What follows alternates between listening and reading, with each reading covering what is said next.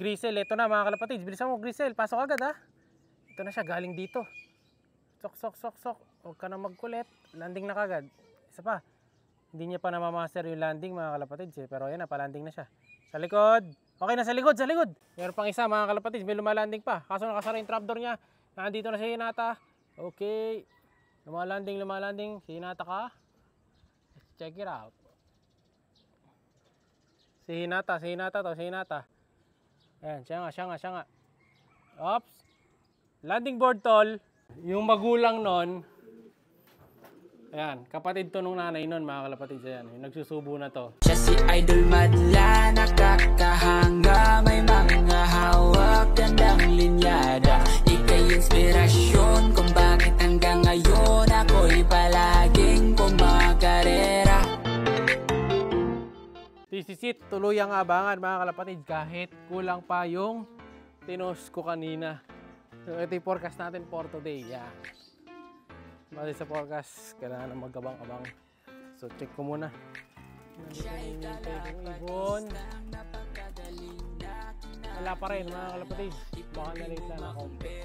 No? So hinihintay natin siyempre si Hinata. Yung kanilang mga tropa. Sa taas, okay na. All good sa tayo sa taas eh. So siyempre, naka-entry din si Grisel kasi siya na yung lagi nauna. Naka-pwesto na tayo. Kasi sa forecast, start tayo magabang dahil 8:30, 1:4 pababa, 38, 1:3. Napakainit na mga kapatid. Magiging mahirap ang laban nito. So akit na ako sa taas pala. Let's go. Ito tayo sa taas.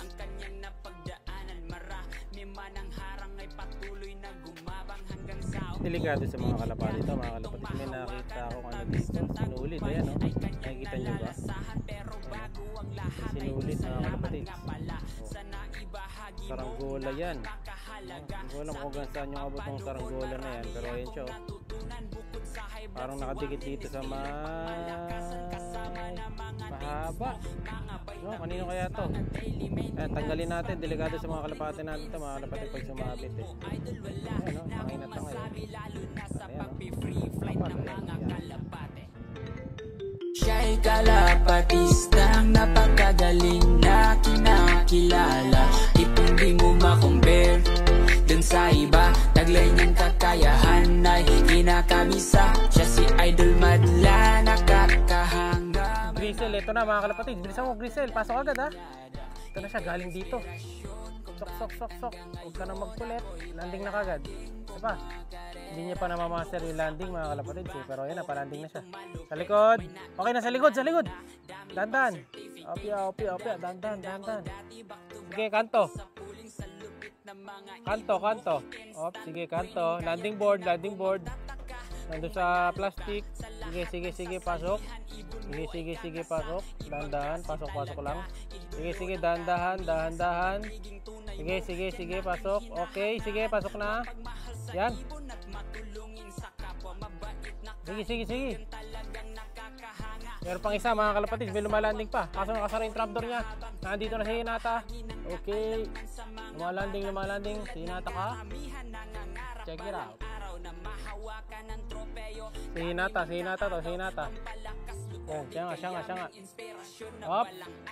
Landing board tol.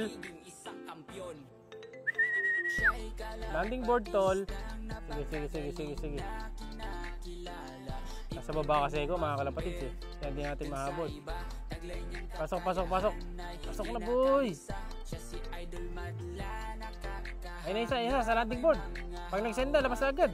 Ayun na sa landing board, nasa butas. Ito, sa plastic. Medyo nasayang na siguro mga 20 seconds dito kay Hinata. Pero at least may isa na tayong napasok. Sige, pasok.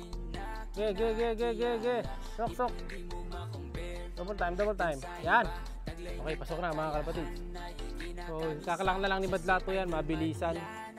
Then ito, si Pula nandito na rin.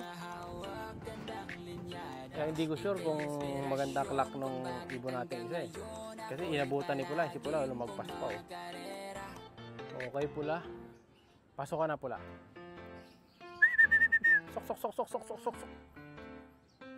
Pula, pasok ka na. medyo natatagalan ng kalak si Madlago na konti. Madikit siguro yung speaker. Ayan. Laki din ang pagitan. Dapat pala pag bumaba na si Grisel, bababa na ako. No? Para mabilis. Ito si Pula, bababa na. Okay boy. Hop. Alright. Pasok. Okay, pasok. Pula, pasok na. Okay. Ayun, napapasok na si Pula mga kalapatids. So, 3 out of 5. Plus 2. Yung dalawang asul. Yang sa mga kalapatids. Pasok ang ibon natin na si Grisel sa top 10. Number 7 siya. So, first pulling winner niya bali to. Number 7 sa Pangasinan. Tapos, si Hinata naman. Number 11. Sayang nalaglag. Maligo dahil di nga ako bumaba nung dumating siya. Dapat tumakbo na ako pababa para ako nag-clock kay Grisel. Tapos si Madlato nag-clock siya doon sa kabila. So halos dikit lang ang points nung number 10 nung sa atin. So kuha sana natin yung number 10. Bagong panalo na naman sana si Hinata kung nasabit siya. No? Na-late kasi tayo sa pag-clock doon sa kabila kasi nga nagsunod sila habang kinaklock. Saka dumating bigla isa. Nandun ako sa taas. No? Wrong move. No? Maligo. Pero okay lang. Bawi tayo. Ayan na si Grisel mga kalapatid. So, diba? So tama ang breed natin. Pumasok na yung Speedbird dito sa mga Grisel natin. So tama. So makapagparami na tayo ng mga Grisel ngayon dahil tested, no? So yung magulang niyan, pagpaparising ko lang ulit para makapag-produce tayo ng mga ganyang kabibilis din na ibon. Pero syempre i-improve pa natin 'yan. So yung nanay niyan kasi is yung Grisel ko dito na isa pa ngayon. Paparisan ko ng panibagong ibang kak. Nakapatid na lang nun. Kung may mas maganda. Ang alam ko, yung Vandenbroek ang kapatid nila Kobe.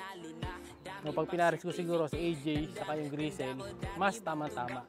So di ko sure kung alin dito sa Grisel ko yung kaparis niyan mga kalapatids yung magulang. Basta ang natatandaan ko Grisel yung nanay niyan, Alphonse Vandenbroek.